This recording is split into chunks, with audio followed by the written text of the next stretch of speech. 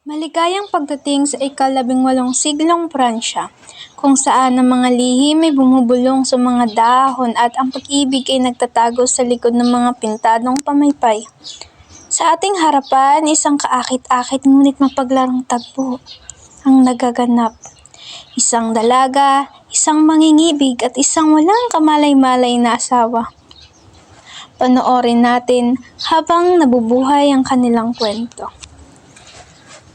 Isang araw, sa isang hardin sa Pransya, may isang babae na nagngangalang Binibining Kokete. Si Binibining Kokete ay isang masayahin at malikhaing binibini.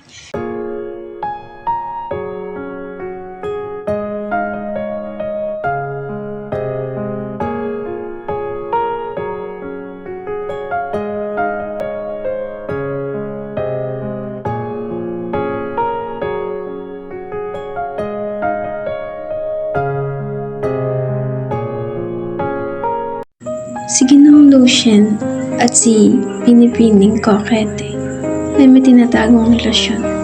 Patago lamang silang nagkikita upang hindi malaman ng asawa ni Binibining Kokete.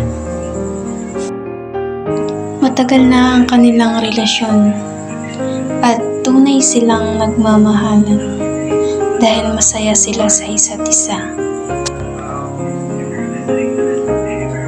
Pumapagkabag sa isip ni Binibining Kokete na baka mahuli sila ng kanilang asawa.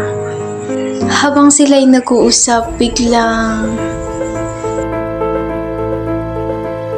pating si Ginong Baron, ang asawa ni Binibining Kokete. Ano po ito dito? Baron, hindi ito tulad ng iyong iniisip. Aking Ginoo, hindi ito tulad ng nakikita mo. Pinagtanggol ni Ginoong Lucien at Binibining Kokete ang kanilang pag-iibigan kahit bawal ito hanggang nauwi sa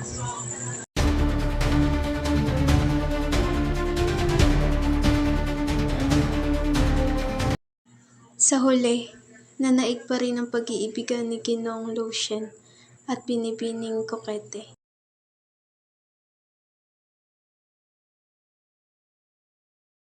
Baron! Baron! Patawad, ngunit si Lucy